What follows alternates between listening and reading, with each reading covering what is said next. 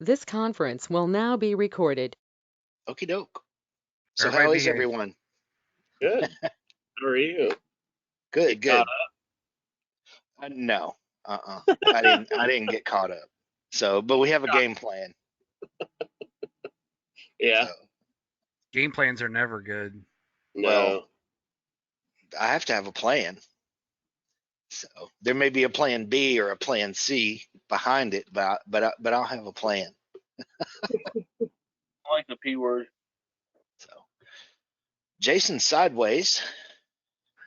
Yeah. That's funny. So does anybody have any questions? Start with that. No. We are going to promote this more, but you know, the changes I've been making or talking about making, that's one of the things we're making plans on.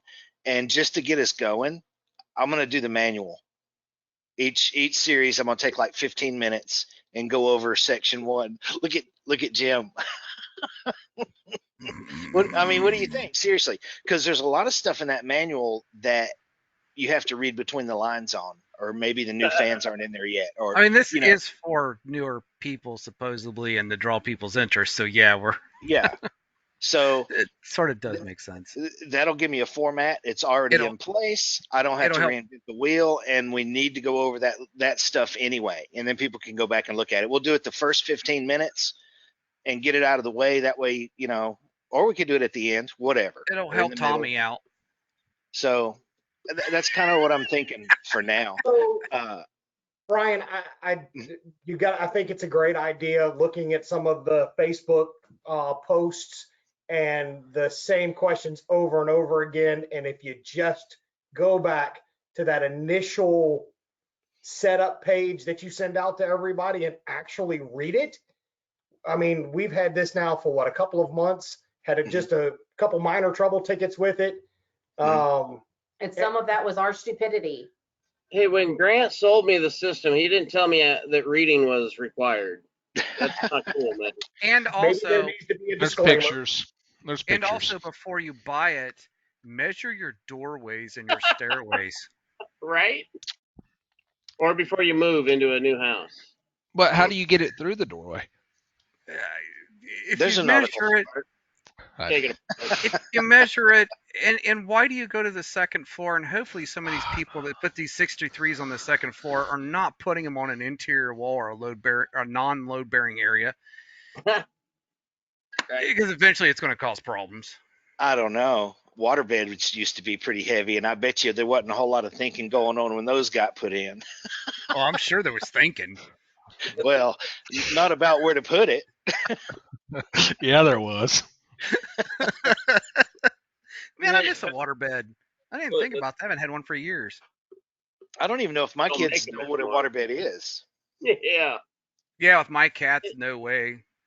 They tried to go to like the individual channeled beds for a while, and then even those have disappeared now. I don't. Yeah. And they had them like inserts that was like a normal mattress. It was zipped up in there. So yeah. Mm-hmm.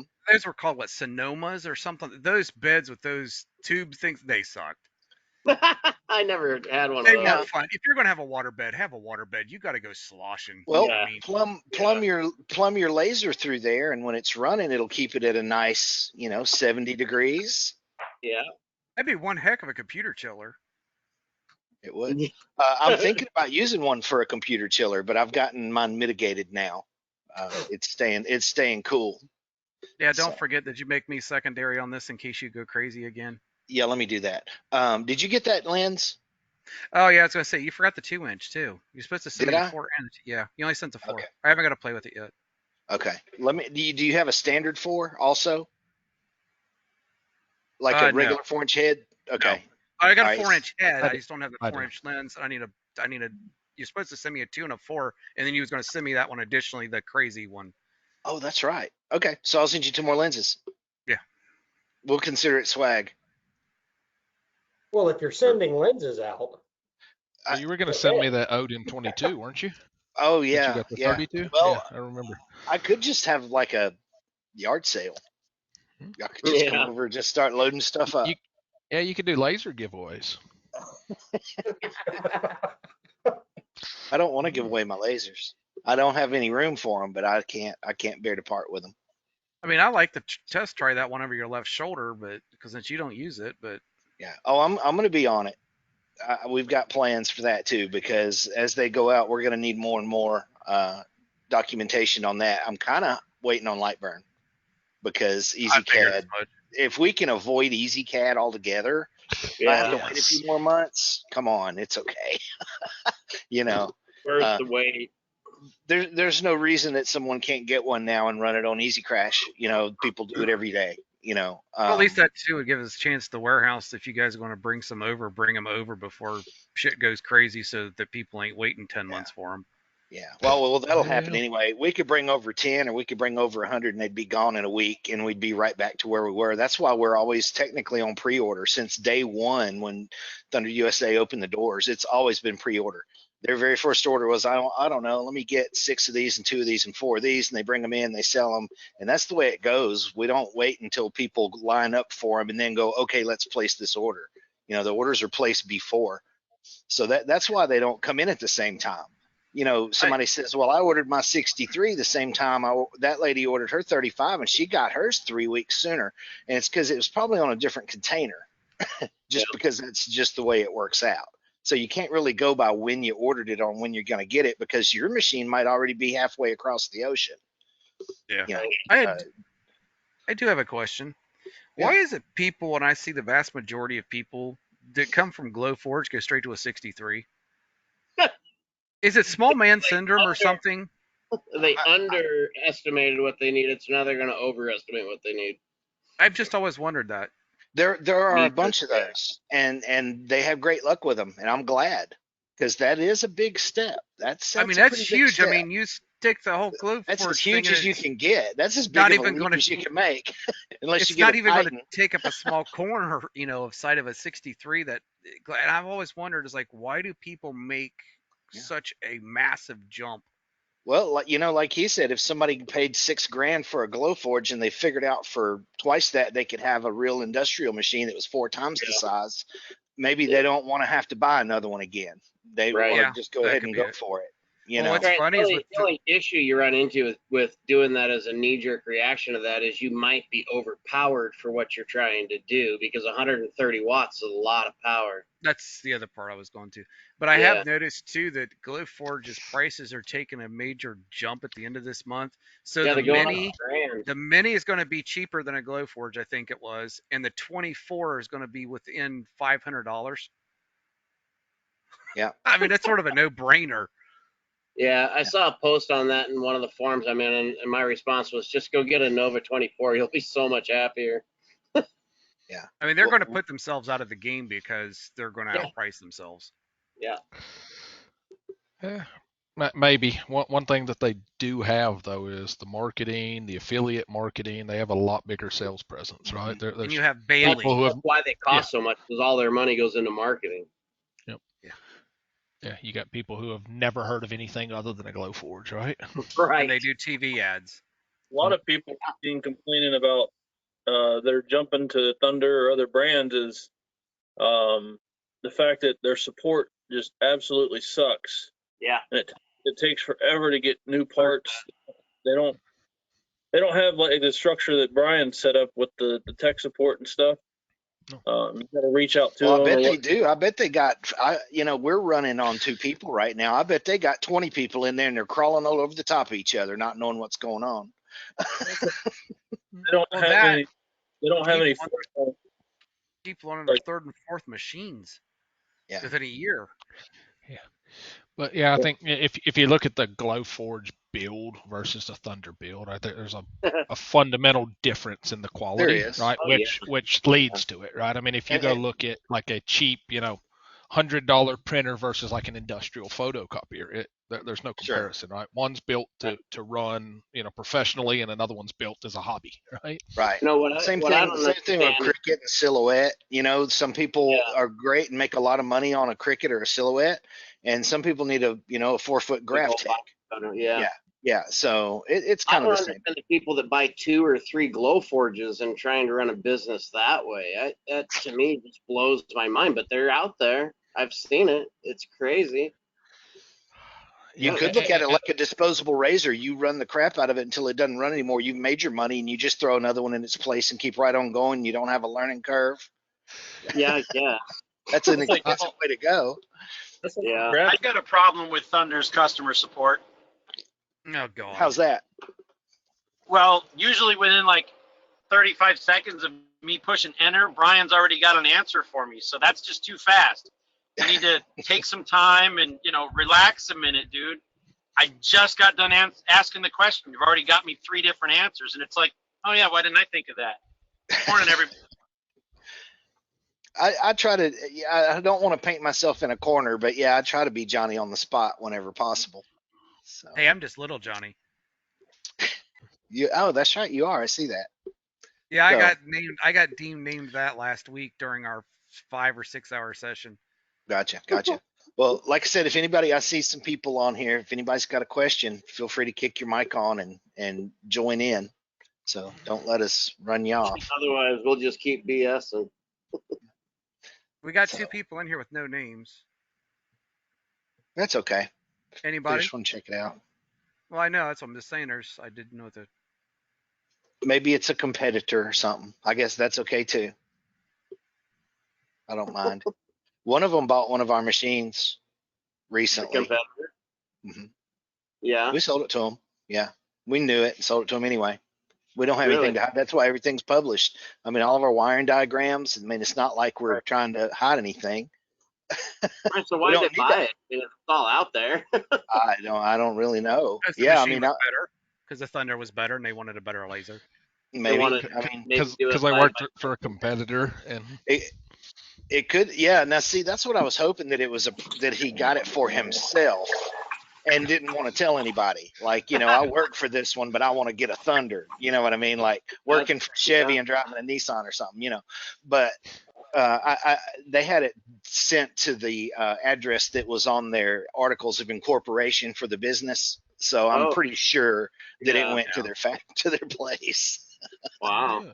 It's probably because they're going to use the Thunder to cut out their stuff so they can make it look like theirs did. I don't know. Who knows? That's one of the big names. They use the Thunder to help increase their production. Was it one of the bigger names or one of the smaller players? It was a bigger name, but it's not probably on. I'm sure Thunder China. They've probably. Well, I know they've got Trotex. They've got Epilogues. They buy all kinds of lasers. Well, you almost have to. So yeah, just to keep up, and they're not really reverse engineering them. I mean, there's only so many ways that you can. And honestly, this is kind of like Rotor 2. There's only so many ways that you can spin something or move a head back and forth.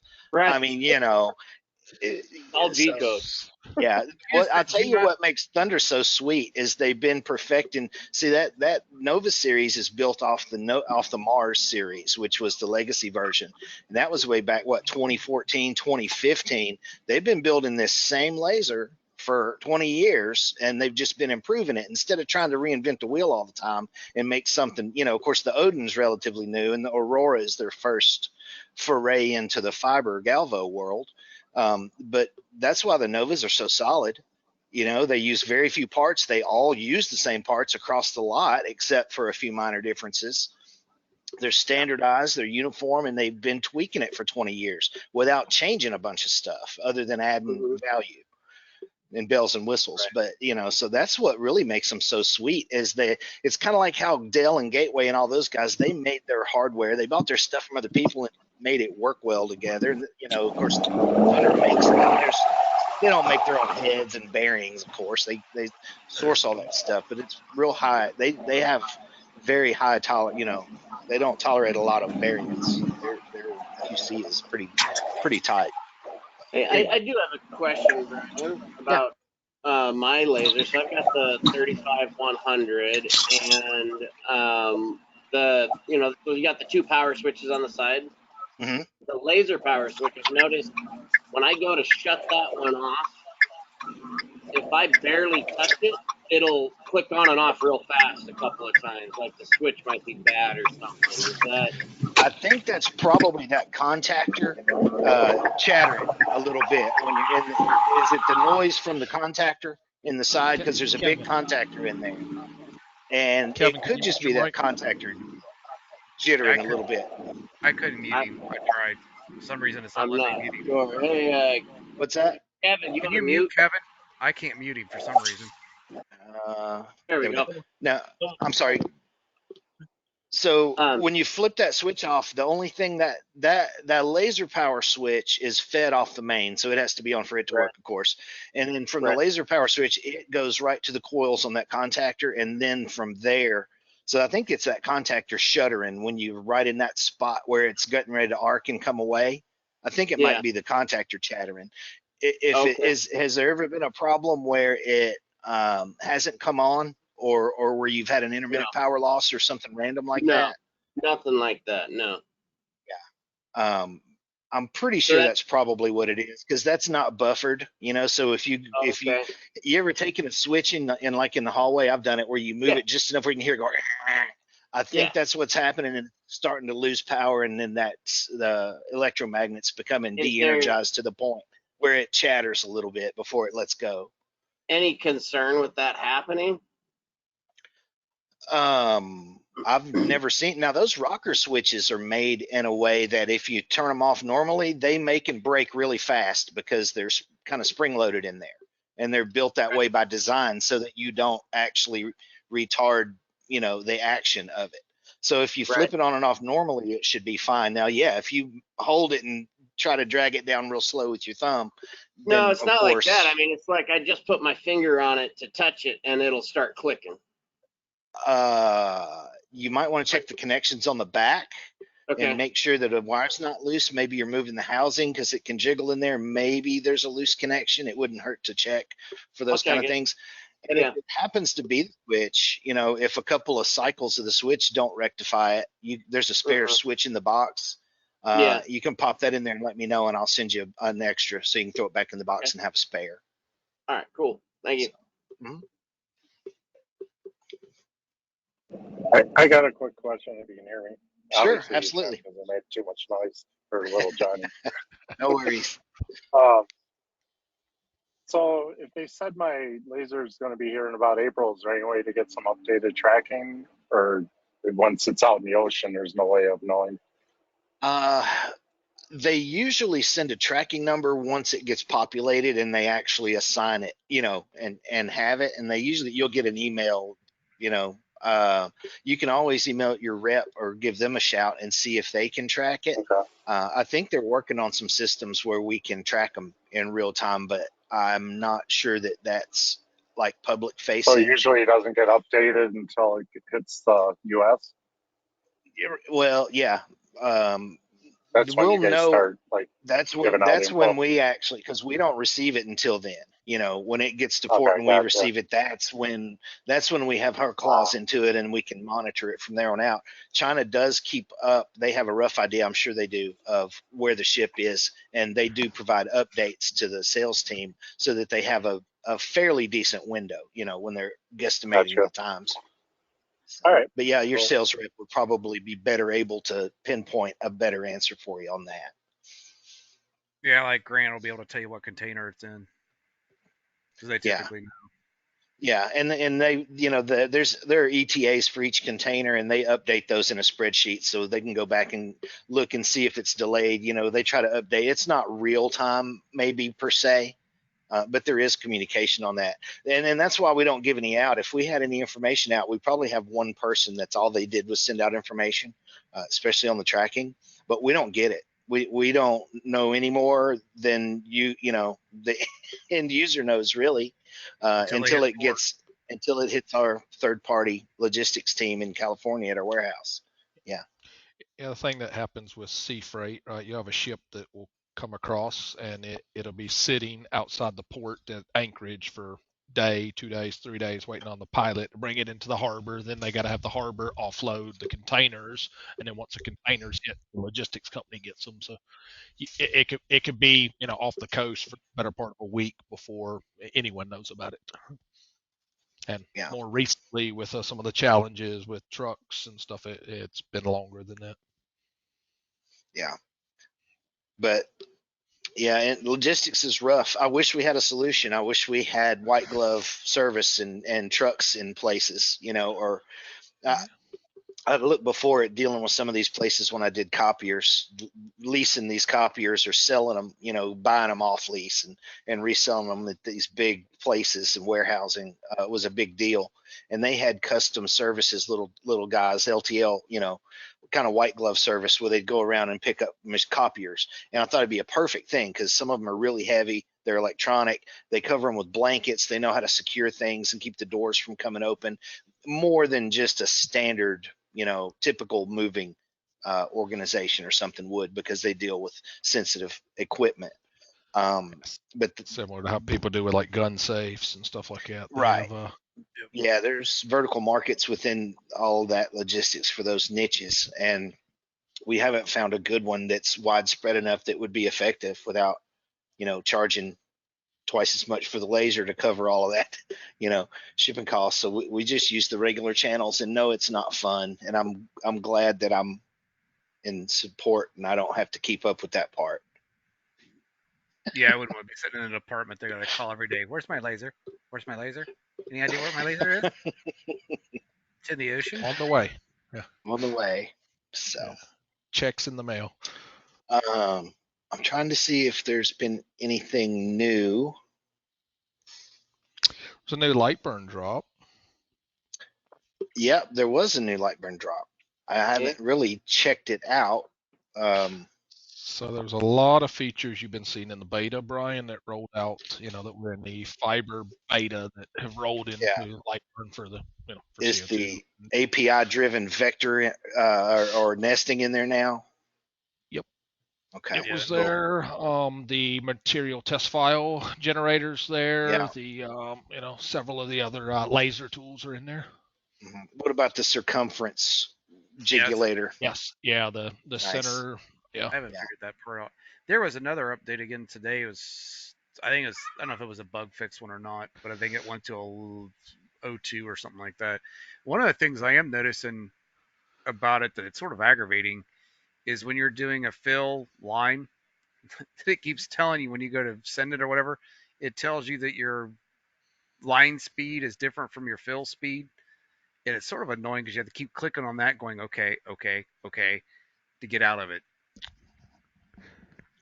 So like if you do a fill 525 and you do a line speed after that of like say 707 or something like that or 10, it warns you that your line speed's faster than what your fill speed is. Huh. Interesting. And I don't know why it's something new. And Lightburn, Lightburn's warning you? Yeah. And that's only in the fill line, the combined one? Yeah. It's just basically a warning that pops up that I don't remember what the exact wording was on it, but it warns you. And if you try to preview it, it does the exact same thing as it does when you send it to the laser. It warns you again. And actually, it slows down the preview because the preview's gotten slower. Is it when you're using the fill line? Yeah, the fill plus line is the only time that occurs. Have you gone into your additional settings?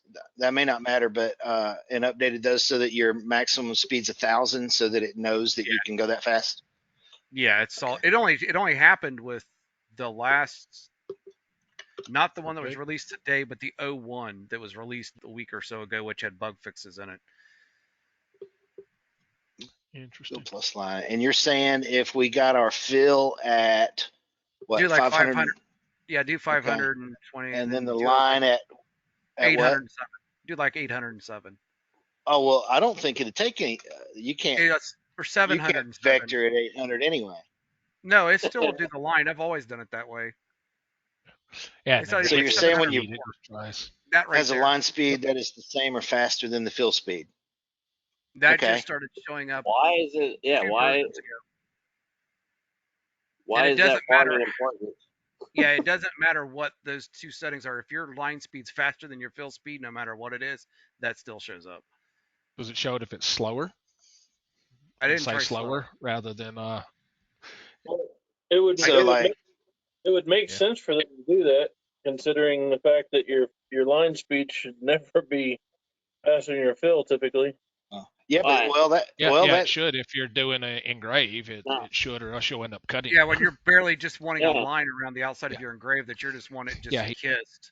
Yeah, but if you have if you're engraving at 600 millimeters a second and you have 800 millimeter vector or line, I mean that's like way out of whack. So I mean it makes sense to warn people. It doesn't. What you're saying doesn't make sense to me though. Yeah, I would say every time I engrave a line, my line speed is way faster than my fill speed, or else you end up burning it. Yeah, you burn it really bad. Yeah. So think about it like this, Jason. If you were just going to do the outline of text, right, instead of filling the text, if you're just going to engrave basically the outline, like this. So you would do it really fast with low power and really fast, or else you'll end up cutting it. Just go fast on that there. If you don't go fast on that there, it blacks those edges out really bad. Problem is you max out about 500 millimeters per second on vector anyway, and you probably will never exceed that or even get anywhere close unless you have a Nova 63 and you're drawing a huge a huge rectangle. Straight line. Yeah. You know what I mean? If you're doing a 4-inch coaster, even if you put it at 500 millimeters per second going around some text, you're going to be doing 30. you know, because it can't go that fast. What's weird is actually if I drop that speed down to like 500 in power of whatever the heck my minimum power is, I don't know what it is, I can actually visually tell the difference between that and if I ramp the speed up. Well, there may be something in there that. I mean, it does make it that burn mark, because I was just like want that faint, just clean up around the edges. I just want it really faint. So I just ramped the speed up until I finally found one that I like, and I've just stuck with it. If I start backing the speed down, it starts getting too charred. It's too bad you can't do perf mode, can you? No, on the line after fill. Yeah, you could attenuate it with that. Yeah. Oh. I mean, you could just do your own outline and do perf mode, I guess, right? Yeah, I was gonna say you could just set the outline, just set another layer with a line and do a fill as one and a just line duplicate as it. But... Yeah. Manually create the fill plus line and then turn that line mode into perf. Yeah. Yeah, I just don't see the point of that error though. Personally, I don't understand why it would even pop it up. You know, it doesn't make sense. What is it trying to convey to me as a user? What's the problem that I'm doing? You know, because it's like this, so they're not just geared towards thunder on this. You got other lasers that cannot handle it. It could be a G code thing. It could be. But do this. So go set it at 20 and 30. Yeah. What is it trying to convey to me as a user though? And if it only applies to G code, why can I not shut that off then? If it's only certain lasers, see what I mean? It's like you can't just say things like, "Oh, well, it only applies to G code." Well, then fine. It should be optional to turn it on and off, like other G code features in Lightburn. Yeah, I was gonna say there's G code features that are built based on G code when you set up the laser, right? Because at that point you're just making excuses for them, and I hate that. Well, and a lot of the stuff in Lightburn is that way. Like if you have put the fiber on there, it's way different, and a lot of the stuff that's normally toggled off. Not just Thunder, you've got multiple different lasers. I understand. It was just something new, and it actually slows down the preview window. I've noticed drastically slows down. Where it used to be hit the preview window and it used to be blazing fast when you just click on it. Now there's a big huge pause there. Then that warning shows up. But then you have to close that. I would pop that on the Lightburn forum and get a discussion about it on there. That'd be the best place, and that way we can go in there. Do that. You should. Go in. If it's so, I've started doing it. Yeah. Tell you what, there's lots of good stuff comes out of doing that. That material test file feature. I remember when I asked for that on the fiber, I said it'd be real nice to have it and it'd be good on CO2. And about 2 days later, they said, "Well, is this what you were thinking?" And it's phenomenal. Yeah. Yeah, they're very responsive there, and it means a lot of reading. Yeah, it is a lot of reading. Yeah, so is the Thunder stuff.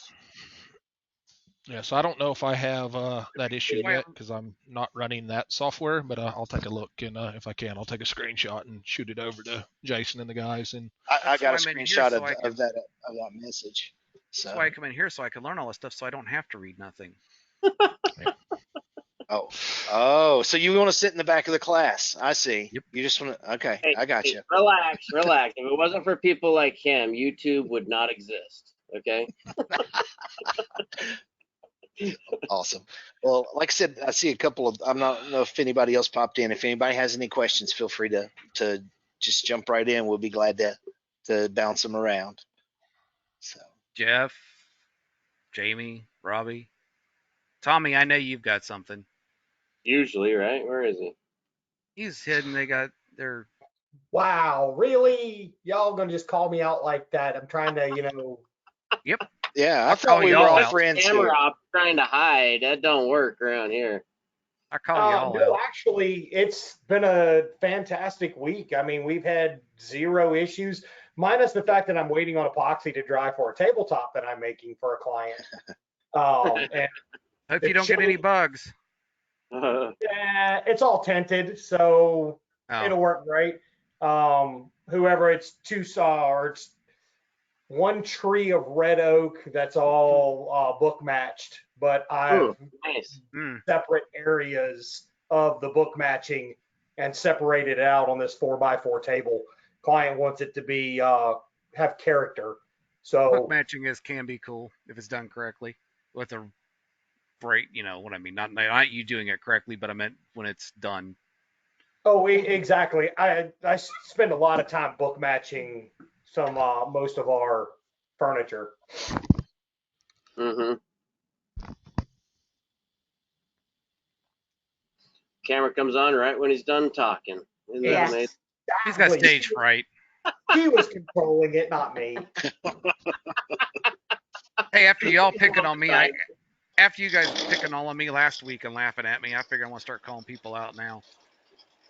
Well, I've got a face for radio. That's why I never put my video on. Yeah, because you're scary. You did that last week and scared us all to half to death. That's what I'm saying. I've got a face for radio. So, yeah.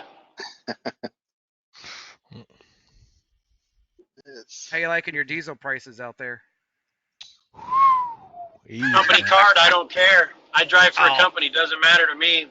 Okay. Actually, I want it to be more expensive. All these drivers can get off the road, and then I'll have a wide open freeway. Make it $1,000 a gallon. I don't care. Hey. Let's not go there. Gas price. That'd make a head of lettuce cost you $50. Gas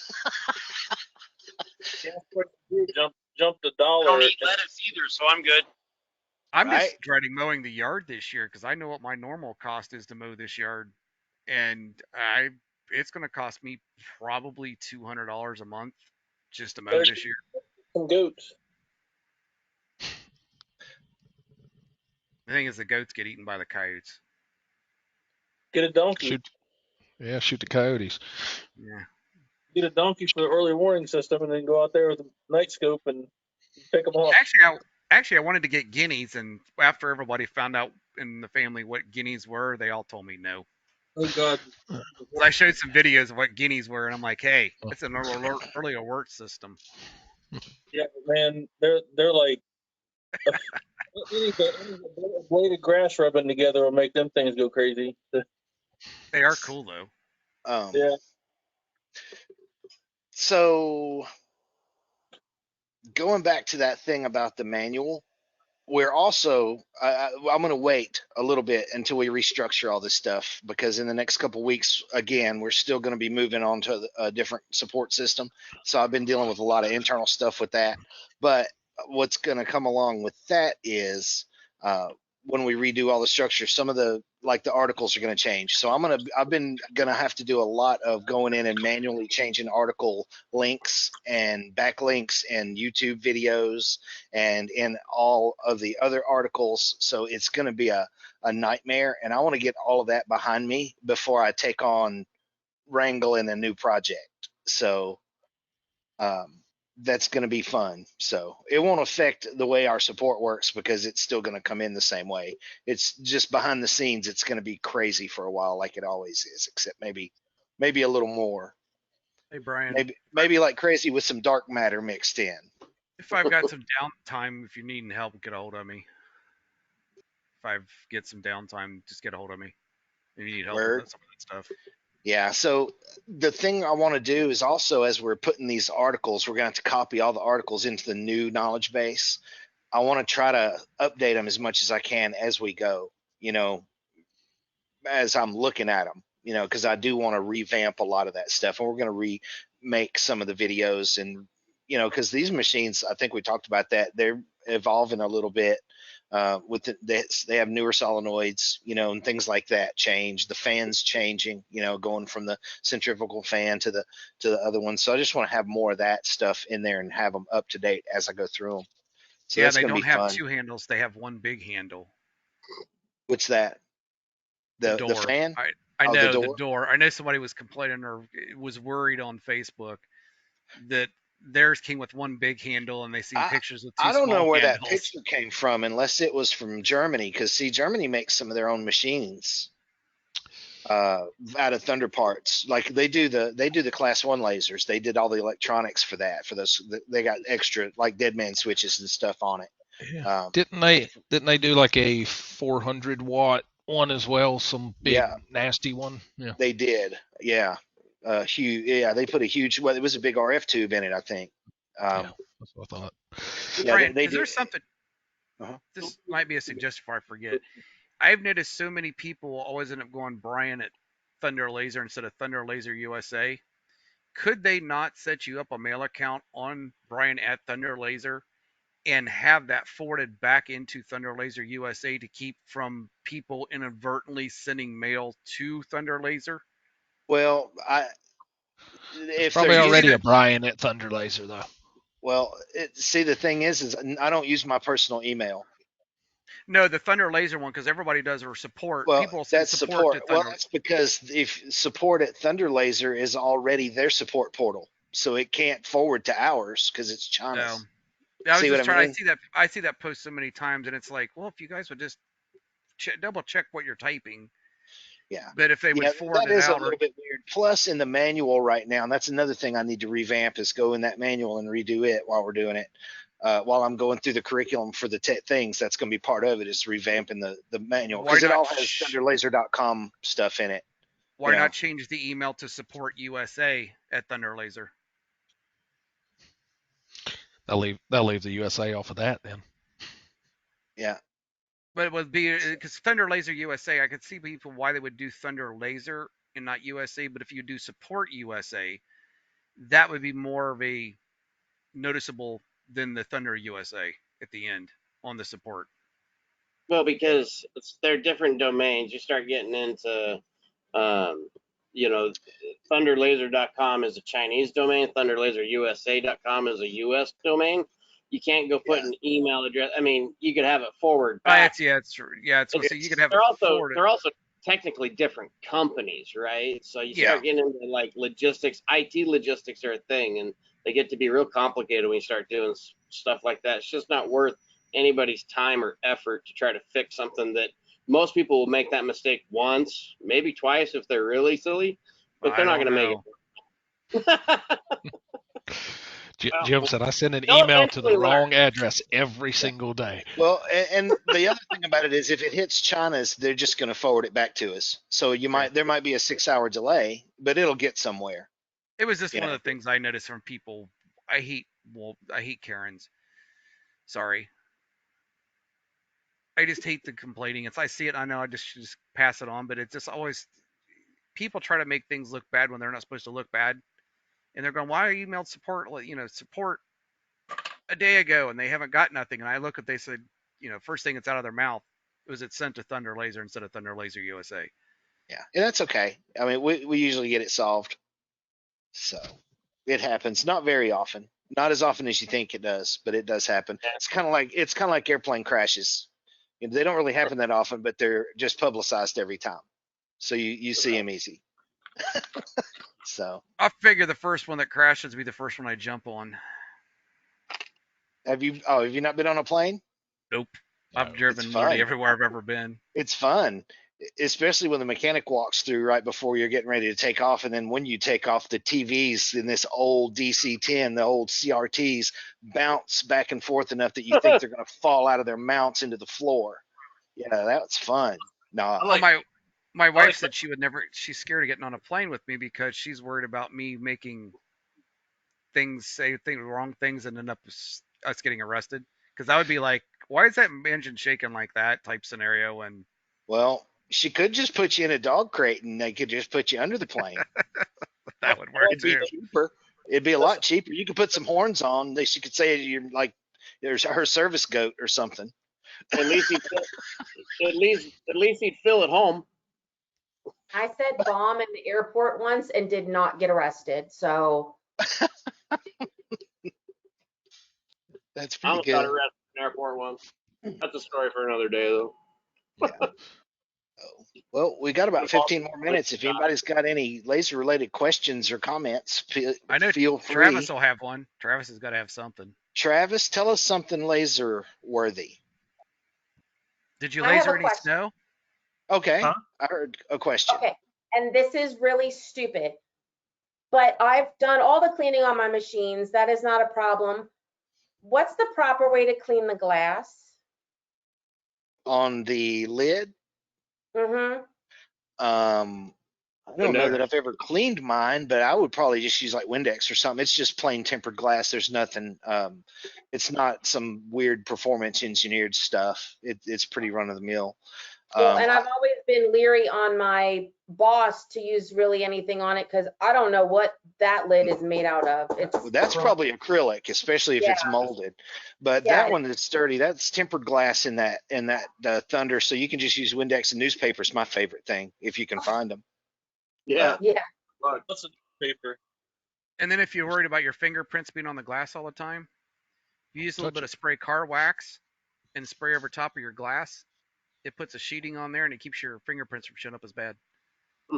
Yeah, it's just, when you're doing videos, the glass needs to be clear and clean. Mm-hmm. Just open the lid. Or you just open the lid. Yeah. The sticky film and put on it. The clear sticky film. Thank you. Sure. Just put your camera in. I have a follow-up question to that. So you're supposed to clean these? That's what. Now, granted, I don't use mine a lot, but it has never had a deep clean, and it really doesn't look that bad. It's just really dusty. There's spider webs on it. Mine right now is covered with probably a good 32nd to a 16th of an inch of dust, of sanding dust, because I've been out here sanding, and I'm like, I don't feel like covering it. I'll just blow it off when I'm done. That's actually something I do like about these Thunders, especially if you're going to have it in a wood shop, which it creates its own, which is gross anyway and sticky, but is the bearings on there. It doesn't use linear guides. It doesn't have that sticky grease like all those linear rails do, where it just sucks all that stuff in. And even if they're contained or that's mitigated somehow, as some of them are, that doesn't mean that you'll never have to clean them just because they're hidden in the back behind a belt. It just means when you do have to clean them, it may be a little longer between, and you're going to have to take the whole darn thing apart to get to it, to clean it. But I like these bearings because they're dry. You just keep it wiped down, make sure it doesn't corrode where the dissimilar metals are, where those rods are pressed in, and that's all you got to worry about. Yeah. What I found that works real well for that is a little Swiffer. Right, the extendable Swiffer, and then you can hit 90% of the laser, and then I hit the mirrors and the lenses with the. I already got in trouble for that. Got in honestly, trouble. You took your wife's Swiffer? Wife just put it, which I didn't realize. She just put a brand new head on her Swiffer, and then I brought it out here and I cleaned it all out, and it had some black stuff on it, and I just hung it back up. And she come in there, and she was just literally getting ready to use it after I hung it up. She says, "Oh no! How in the hell did this thing get all dirty?" Yeah. Honestly, the best way to clean these things out that I have found are my kids. Shove them in, let them loose with it. I just grabbed my shop vac. I'm not having any more of them things. No. What, shop vacs? I agree. Yeah, shop vacs are horrible. They suck. Well. So yeah. I got a quick follow-up to that question. Sure. I thought I heard this. Does that glass protect you from the laser, the tempered glass? It does. Oh, okay. Yeah. as long as all the doors are down and all the none of the interlocks are defeated, then it's technically considered a, help me out, Jeremy, class 2. Class 1. Class 2. Yes. Is it 2? It's class 1. Yeah. If the lids are open, it's a class 4. So the glass does mitigate 100% of the UV light. So does acrylic. That's why they use acrylic for those as well. And that's why most of the safety glasses are going to be glass or some sort of acrylic. Yeah. Or it has to be your not car any windshield acrylic. does the same thing. I'm sorry. Our windshield does the same thing. Then it blocks UV. It Well, does. it blocks That's why that. if It you blocks have, that part of the laser. It blocks that bandwidth, that 10,600 nanometers. Yeah. It absorbs okay. it already. most of your prescription glasses that change colors in sunlight will not work in the car because your front windshield blocks UV and they work off a UV light. Yeah, it sort of sucks. Yep. So, and that's the same on like your glasses. If you go by, like Polar, Costa for polarized. example, you're polarized. They'll be polarized to a different color to block a certain spectrum of the wavelength. So you might have the amber I ones that noticed allow that you to do that. polarized sunglasses, the glass, and when you look out your side windows, looks different than like just looking at it. Now, you see the even though spots or whatever. yeah, even though the viewing windows will protect you from all the laser radiation, you can still get welder's eye, where you get a sunburn on your retina, and it feels like you get sand in your eyes. If the visual light that's produced can give you welder's eye or arc flashes or whatever you call it. That's fun. Yeah, I'm still trying to determine if it's the sawdust in the shop or the laser that's been causing my eyes. Yeah, because you stare at it when it's running. I do too. Ebony is horrible for that. Ebony flashes back so bad. Yeah. So, and you can mitigate that with a stick-on or cling-on sunshade or window tint, or wear some sunglasses. The normal ways that you'd mitigate visible light to help with that. Yeah, it's not like I don't have glasses laying right here in a door in front of me. I just sit here and I'll go, oh, that's pretty. Okay. So, Travis. Yeah. Did you ever tell us anything about a laser? You have a laser? Cool. What are lasers? They're over there next to the shop vac. Oh. It's light amplification to the stimulated emission of radiation. Yeah. My 10-year-old can tell you that. Are you reading my book? That's no lie. I've always liked lasers.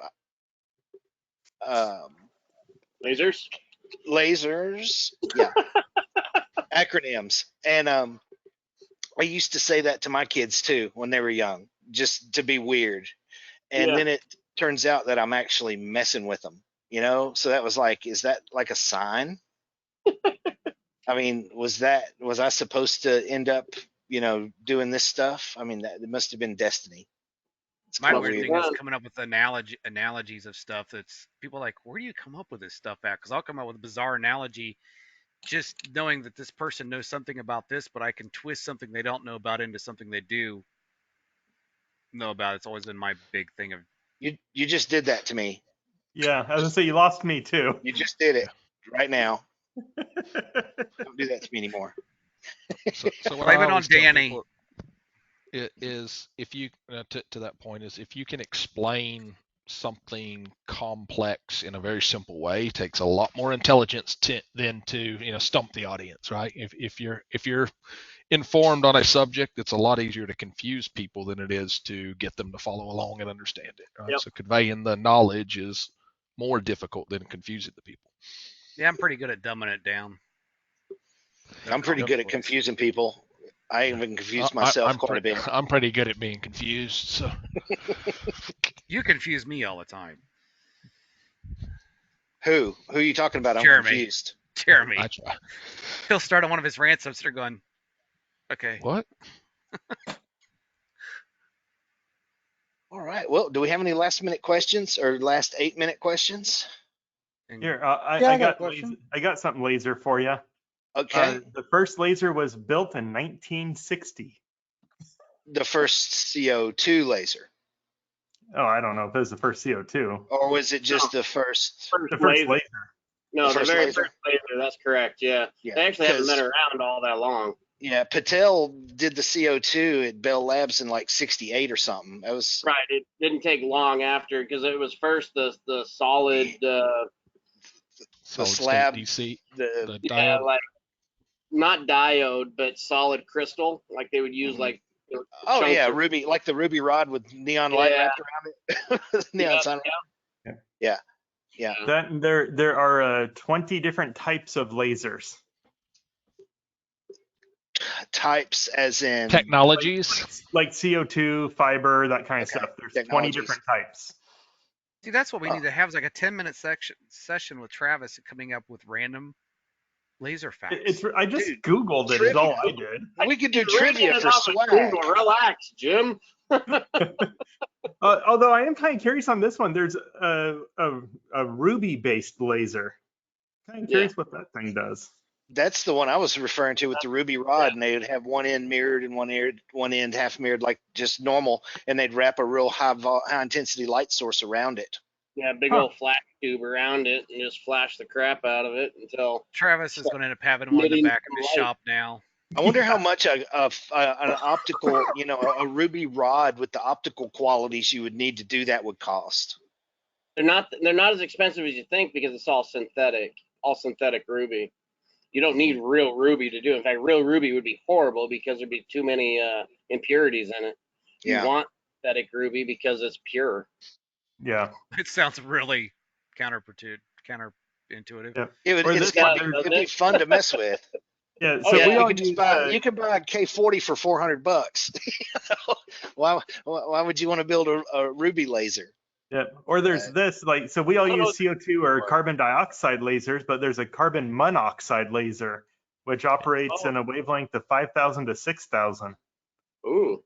And helium, there's a helium neon. I think there's a helium neon laser too. There's helium neon. It runs at 543, 594, 612, and 632.8.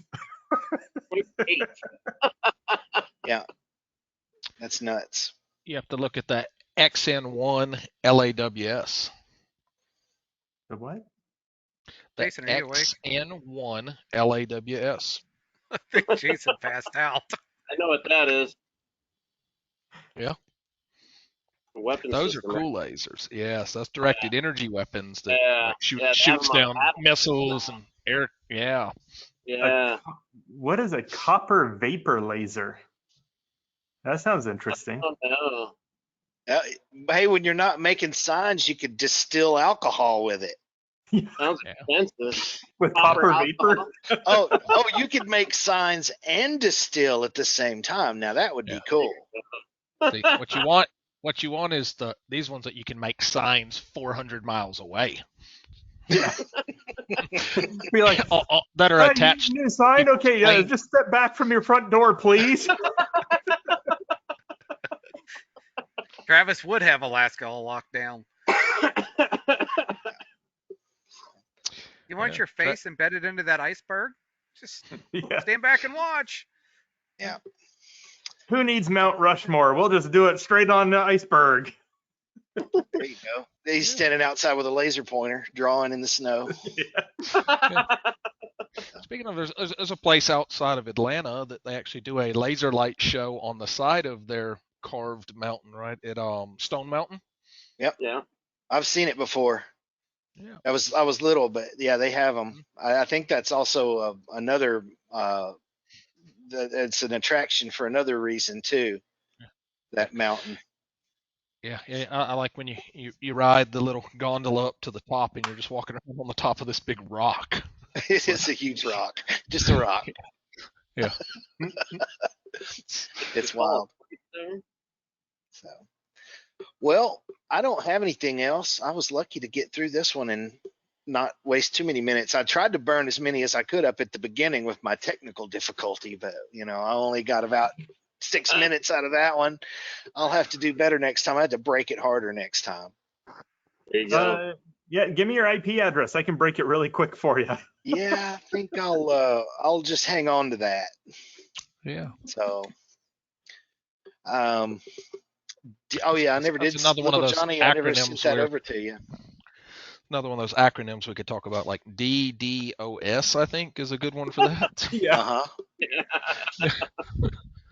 Yeah, that would not be good. So I tell you what, so I can remember back when I did a little bit of online gaming, and you go build you a little lag switch, like a software lag switch rather than a physical one, and then I got dedicated fiber internet, and then you couldn't actually lag it anymore. Like your computer's over there melting before you can actually DDoS your connection. Wow.